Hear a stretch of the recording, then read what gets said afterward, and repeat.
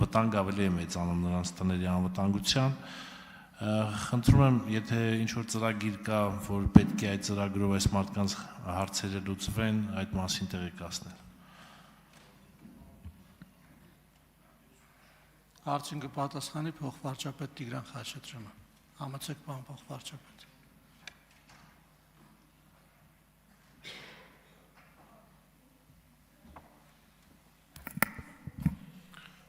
Շնորհակալություն պարոն Խաչատրյան հարցի համար։ Հարցից տեղյակ ենք, տարիներ առաջ դեռևս Քարահունջ համայնքը դիմել էր քաղաքաշինության կոմիտե տեղանքի վերաբերյալ մասնագիտական եզրակացության արձանագրություն կազմելու համար քաղաքաշինության կոմիտեի կողմից տարված աշխատանքը հաստատել է, որ նշված տարածքում կան սովանքային հատվածներ։ Ներկայում մենք տեղեկություն ունենք, որ համայնքը արդեն գորիս խոշորացված համայնքը աշխատանքները տանում 5 տների սեյսմիկ վիճակը պարզելու ուսումնասիրություն անցկացնելու ուղղությամբ։ Այդ տեղեկությունները սահմանված կարգով կառավարությունում կստացվեն, ցավոք գիտեք, որ դրանք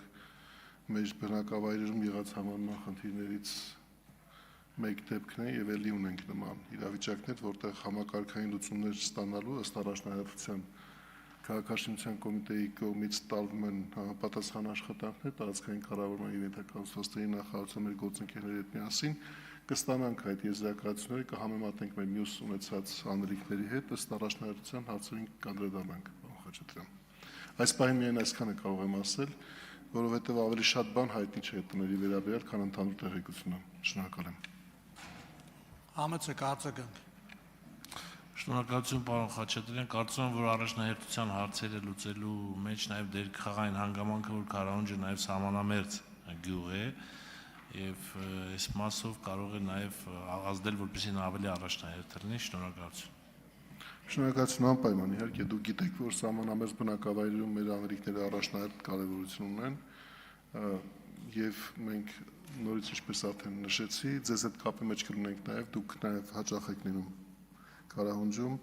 իրավիճակի վերաբերյալ ավելի մանրամասն տեղեկություններ ունենալուց հետո կարող ենք հստակեցնել, թե ինչ անելիքներ կարող ենք պլանավորել, պայմանավորվել։ Շնորհակալ եմ։ Շնորհակալություն, Սիսակ Գաբրելյան, հաջորդ հարցի համար համեցեք։ Շնորհակալ եմ, մեծարգո պարոն վարչապետ, հարգելի կառավարության անդամներ։ Ես ուզում եմ խոսել ճանապարհաշինության մասին, իսկ ավելի կոնկրետ ճանապարհներին վնաս կրած քաղաքացիների փոխհատուցման ինստիտուտների ներդրման անհրաժեշտության կամ ծրագրերի մասին։ Ներկուսակցական քարոզարշավի ընթացքում մենք բազմաթիվ մարզային միջպետական, հանրապետական նշանակության ճանապարհներին եղանք նաև 6 տարի առաջ օրինակ ասֆալտապատ ճանապարհին, տեսանք, որ անգամ գծանշաններն են պահպանված, եղանք Արմավիրի մարզում մի փողոցում, որը 70 տարի ըստ համայնքապետի չէր ասֆալտապատվել եւ մեր օրոք արվում այնտեղ մի քանի տարի արդեն բարվոք վիճակում է, բայց ցավոք սրտի նույնը չեն կարող ասել համայնքային որոշ ճանապարհների վրա եւ օրինակ 2 օր առաջ եւ այդ համայնքային ճանապարհներից մեկինի մեքենայի անվադողը փոսում պատրվեց, ես հասկացա, որ միայնակ չեմ այդտեղ եւ բազմաթիվ քաղաքացիներ կային այդ անվադողերի հերթում։ Իրենք էլ էին հասկանում, որ աշխատանք տարվում է, փողը վճարվում է, վերահսկողական որոշակի գործիքներ անում են։ Ինքս անձամբ նկարել եւ ուղարկել եմ այդ ակտիվ քաղաքացի հարթակին եւ քիչ առաջ Երևանի քաղաքապետանից ստացա նամակ, որ այդ հատվածը արդեն իսկ ասֆալտապատվել է եւ արվել է։ Բայց խնդիրն էր, որ այդտեղ միջև այդ աշխատանք արվելը որևէ ճանապարհային նշան չկար դրված, որպեսզի քաղաքացին այդ ենթագիտակցորեն, որ ինքը այդ լավ ճանապարհներով գալիս է, արդեն սովոր է, էլի, որ այդ փոսերը չկան եւ միամիտ այդ մի փոսը բերում է այդպիսի վնաս։ Քննարկում են արդյոք տարբերակներ, որ չգիտեմ, ճանապարհները գուցե արդեն ապահովագրվեն եւ քաղաքացիները այստեղ վնասի փոխհատուցում ստանան, կամ իրավական որոշակի գործընթացները ավելի հեշտացնենք, որպեսզի նման դեպքերում քաղաքացին ոչ իր մեղքով գրած վնասի փոխհատուցում կրի։ Օրինակ քաղաքակիրթ աշխարհներում շատ տեղեր երկրներում այդ ապահովագրման ինստիտուտը կա, որ ճանապարհները ապահովագրված են։ Շնորհակալ եմ։ Հարցին կպատասխանի տարածքային կառավարման եւ ենթակառուցվածքների նախարար Դավիթ Խուդացյանը։ Համեցեք, պարոն Խուդացյան։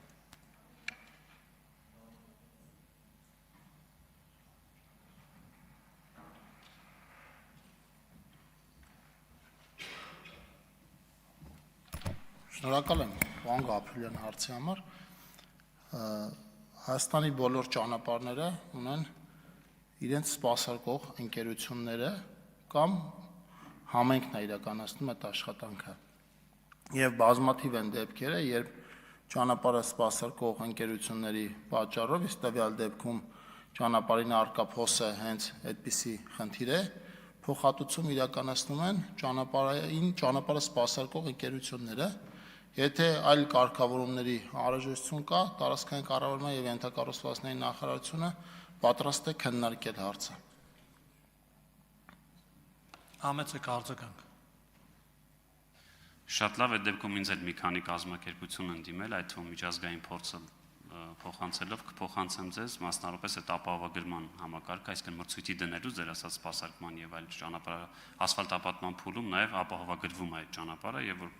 ապահովագրական ընկերությունները իրենք էլ իրենց կողմից բնականաբար լրացուցիչ վերահսկողություն են իրականացնում, ստուգելու որ այդ ճանապարհը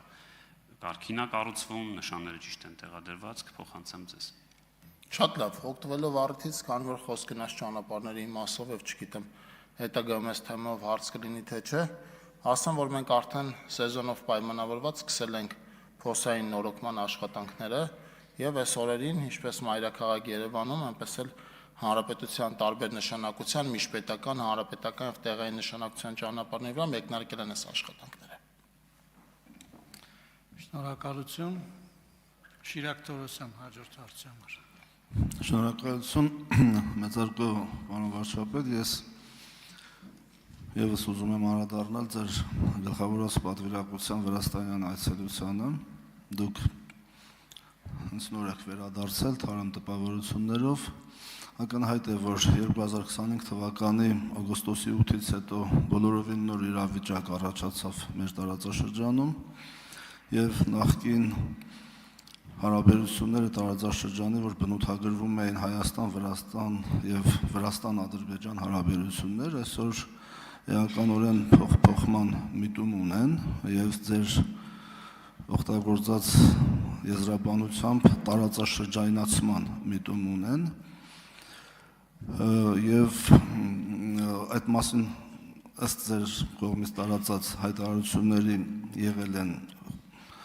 քննարկումներ Վրաստանի մայրաքաղաքում, ուզում եմ ներկայացնեք, թե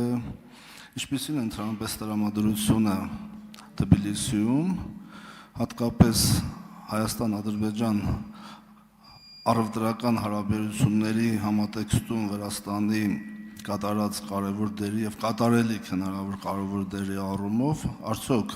ոգևորություն եւ պատրաստակամություն կա տարածաշրջանացման այս առումով եւ արդյոք Վրաստանում թոթափում են այն մտահոգությունը, որ TRIP ծրագրի իրականացման պարագայում կարող է Վրաստանի տարանցման դերը նվազել, ինչը այսօր փորձագիտական, անգամ կառավարական մակարդակներով քննարկվում է եւ դա բավականին խնդրահարույց է ըստ երևույթին Վրաստանի համար, մինչդեռ մեր կարծիքով չի կարող այդպիսի բան լինել եւ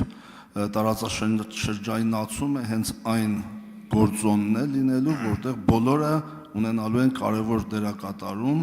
եւ կարևոր գործառույթներ։ Շնորհակալություն։ Հարցին կպատասխանի Հայաստանի Հանրապետության վարչապետ Նիկոլ Փաշինյանը, համեցեք պարոն վարչապետ։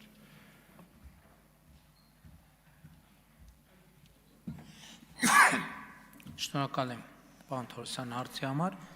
Նախ ուզում եմ ասել, որ Վրաստանի գործընկերներին մանրամասն եւ ամբողջական տեղեկատվություն ենք փոխանցել, ինչ է տեղի ունենում TRIP նախագծի իրագործման համատեքստում, Հայաստան-Թուրքիա հարաբերություններում, Հայաստան-Ադրբեջան հարաբերություններում, տարածաշրջանային իրավիճակի հետ կապ մեր գնահատականն ենք կիսել նրանց հետ եւ գիտեք, ես կարծում եմ, որ կա դիտանկյունի հարց։ Եթե մենք վերցնենք նեղ գծերի տրամաբանությամբ, պատկերը այլ է, եթե մենք վերցնենք տարածաշրջանի տրամաբանությամբ, պատկերը այլ է։ Որովհետև եթե շատ նեղ գծերի տրամաբանությամբ վերցնենք, երբեմն նույնիսկ Հայաստանի ներսում այդպիսի ընկալում կարող է լինել, թե ասենք օրինակ, բանի TRIP նախագծի իրագործումը եւ երկաթուղու բացումը Վայոց ձորի մարզի սոցիալ-տնտեսական վիճակի վրա ինչպիսի նեգատիվ ազդեցություն կարող է ունենալ։ Բայց իրականում ես նկատի ունեմ, որ տեսեք մենք ինչի մասին ենք խոսում, ինչ ենք քննարկում, որ խոսքը վերաբերվում է արևելքից արևմուտք, մասնավորապես Չինաստանից դեպի Եվրամիություն եւ հակառակի ուղղությամբ տրիլիոնների ապրանքի վերաբերյալ։ Եթե մենք տարածաշրջանում 20 հատ երկաթուղի զուգահեռ բացենք 20 հատ էլ ճանապարհ, մեկը չի հերիքի սպասարկելու այդ ամբողջ բեռնափոխադրումը։ Եվ հետևաբար ես կարծում եմ, որ հիմա շատ լավ պահ է, որ Հայաստանը, Վրաստանը, Ադրբեջանը այս հնարավորությանը նայեն որպես ընդհանուր հնարավորություն, որովհետև մեզ պետք չի մենք մտածել, որ վայ, ես մի բեռնատարը բա որ ուրիշ երկրով անցնի, մենք $50 կկորցնենք։ Մեզ պետք է ասել, որ եթե հազարավոր, տասնյակ հազարավոր տոննաների, միլիոնավոր տոննաների բեռները, որոնք հիմա ճանապարհ են փնտրում, թե որտեղով կարող են գնալ, եթե մենք Հայաստան, Ադրբեջան, Վրաստան կարողանանք մեր տարածաշրջանը դարձնել գրավիչ, արագ, ապահով անցում, բոլորիս եկամուտները տասնյակ անգամներ կավելանա եւ վստահ կարող եմ ասել, որ վրաց մեր գործընկերները այս նույն ընկալումը ունեն։ Եվ ելի եմ ասում, այստեղ մասշտաբի հարց է։ Որտեւ եթե մենք մի բեռնատարի մասշտաբով ենք մտածում, հա պետք է մտածենք այդ մի բեռնատարի $50 շահույթը բա հիմա ում է հասնելու։ Բայց եթե մենք մտածում ենք տասնյակ հազարավոր բեռնատարների մասին, այնտեղ արդեն իրադրության ընկալումը փոխվում է, որովհետև երկրներից որևէ մեկը միևնույնն է չի կարողանալու սպասարկել այդ հոսքը։ Մենք իրար օգնությունը պետք է խնդրենք, որ մեր մոտ հերթ չառաջանա իրանց մոտ, որովհետև ամեն հերթը նեգատիվ ազդակ է մյուսներին տալիս, որ ստեղով երևի ճիշտ չի գալ ուրիշ ճանապարհ փնտրենք։ Արձագանք։ Շատ շնորհակալություն, պարոն վարչապետ, ակնհայտ է, որ տարածաշրջանացումը հենց նաև դրա մեջ է դիտարկվում, որ փոխհամագործակցությամբ այո կարողանանք ապահովել կենտրոնական Ասիայից դեպի Եվրոպա հսկայական ծավալով ապրանքների տարանցումը։ Ես մի փոքր հիմա ուզում եմ գալ դեպի ներքին քաղաքականություն, ակնհայտ է, որ օգոստոսի 8-ից հետո 2025 թվականի ներսում էլ մտածողության հստակ փոփոխություն տեղի ունեցավ մեր հանրության մեջ եւ իմ գնահատմամբ գոյաբանական անվտանգային խնդիրները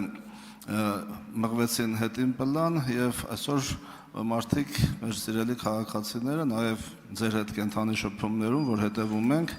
ակնհայտ առաջ են քաշում իրենց հետաքրքրող այլ հարցեր, կենցաղային, իրենց կյանքին, կենսամակարդակին առնչվող խնդիրներ եւ մարդիկ վստահում են մեր դիվանագությանը, մեր պաշտպանական քաղաքականությանը եւ կառավարության գործունեությանը, այսպիսով գոյաբանական սարսուռ հարուցող հարցը մղելով հետին բլան։ Դուք այդպիսի ընկալումներ, այդպիսի դիտարկումներ ունեք հանրության հետ շփումներում, շնորհակալություն։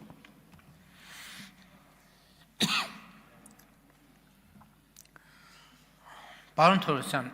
իհարկե ակնհայտ է եւ մենք արձանագրել ենք դեռ 2025 թվականի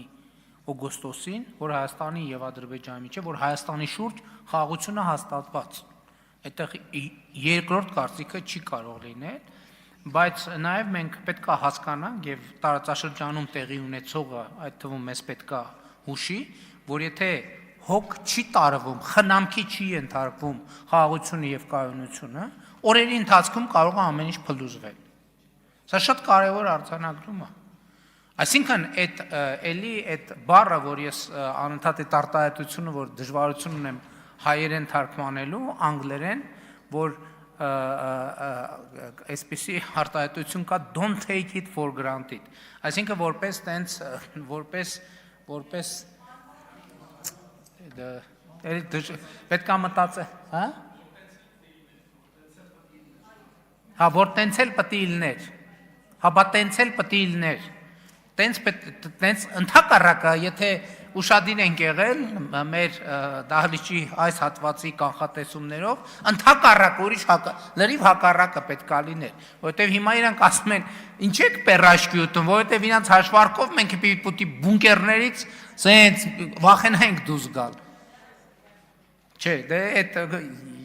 կամ էլ լավ բունկերներից պետք է հիմա այդ իրանց համար մեծ սենսացիա է, որ մենք պերաշկ ենք ուտում, որովհետև մի տարի առաջվա, 2 տարի առաջվա իրանց կանխատեսումները որ լսեինք, հա, մենք կամ պետքա չլնենք, կամ ծայրահեղ դեպքում հիմա on-line ռեժիմով պետքա նիստ լներ, ազգային ժողովը ուրիշ բունկերում, կառավարությունը ընդ որում հնարավորինս ցակ ու ցրիվ, հիմա մենք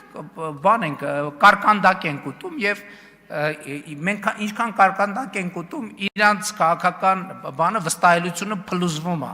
Իրանց խնդիրը ու կարկանդակը չի, ոչ էլ տարածաշրջանն է, իրանց խնդիրը իրանք են, որ խորհրդային չեն անցնելու, հասկանում եք։ Էդգար Հակոբյան։ Շնորհակալություն, հարցս ուղղում եմ կրթության, գիտության, սպորտի եւ մշակույթի նախարար Տիկին Անդրեասյանին։ Նախ Տիկին Անդրեասյան, ուզում եմ շնորհակալություն հայտնեմ 191 դպրոցի վերաբերյալ, մենք բազմաթիվ քննարկումներ ենք ունեցել եւ ասացիք, որ դրական տեղաշարժ կա եւ քանի որ մեր հայրենակիցները շատ են դիմում հետեւյալ դպրոցի հետ կապված, խնդրեմ դուք ներկայացնեք, թե ինչ մանրամասներ կան ծրագրի հետ կապված։ Հարցին կպատասխանի Ժաննա Անդրեասյանը, խնդրեմ Տիկին նախարար, համեցեք։